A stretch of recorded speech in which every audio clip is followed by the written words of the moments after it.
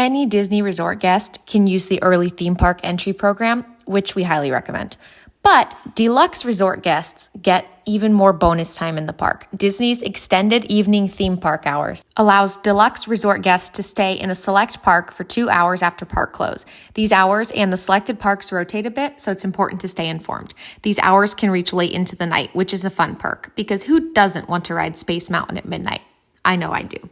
These often late night hours range from moderate crowds to pretty much crowd-free, so give it a try if you're a night owl who qualifies for these perks. Oh, and I almost forgot another benefit of this program. You'll get a bonus virtual queue entry. Guests that have access to extended evening hours get another chance to join the virtual queues at 6 p.m.